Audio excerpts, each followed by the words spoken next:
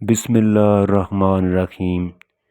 میں مردے کو زندہ کرنے سے عاجز نہیں ہوا، لیکن احمق کی اصلاح سے عاجز آ گیا ہوں۔ پاک چیزیں ہمیشہ کتوں کو نہ دو اور سچے موتی سوروں کے آگے نہ ڈالو، کہیں ایسا نہ ہو کہ وہ انہیں پاؤں کے نیچے روند ڈالیں اور پلٹ کر پھر تمہیں ہی پھاڑ دیں۔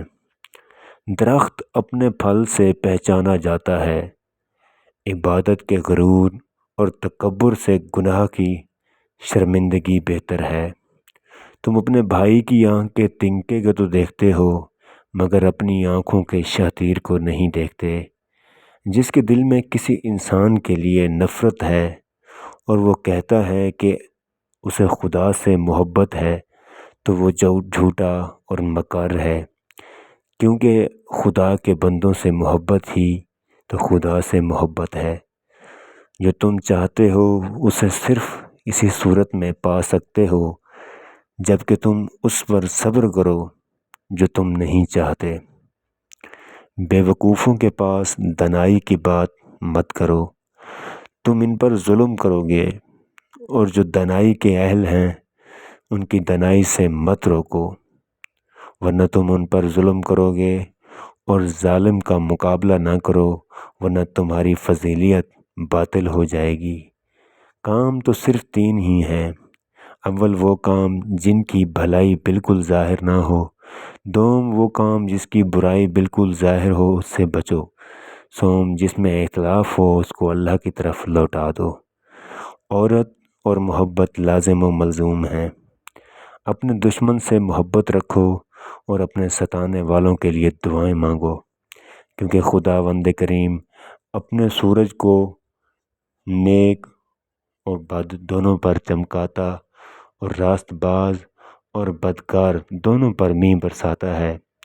جھوٹے نبیوں سے خبردار رہو، جو تمہارے پاس بھیڑوں کے لباس میں ہوتے ہیں مگر باطن میں بھیڑیے ہوتے ہیں۔ ان کے اعمال سے تم انہیں پہچان لوگے۔ کیا جھاڑیوں سے انگور اور اونٹ کٹاروں سے انجیر حاصل کر سکتے ہیں؟ کسی کی عیب جوئی نہ کرو کہ تمہاری بھی عیب جوئی نہ کی جائے۔ جس پیمانے سے تم ناپتے ہو اسی سے تمہارے واسطے ناپا جائے گا۔ جس کسی نے بری خواہش سے کسی عورت پر نگاہ کی، وہ اپنے دل میں اس کے ساتھ زنا کر چکا ہے۔ بدن کا چراغ آنکھ ہے، پس اگر تیری آنکھ درست ہو تو تیرا سارا بدن روشن ہوگا، اور تیری آنکھ خراب ہو تو تیرا سارا بدن تاریک ہوگا۔ اگر کوئی تمہارے ایک رخسار پر تھپڑ مارے تو دوسرا رخسار اس کے آگے کر دو۔ عمل صالح وہ ہے جس پر لوگوں سے کوئی امید نہ رکھی جائے۔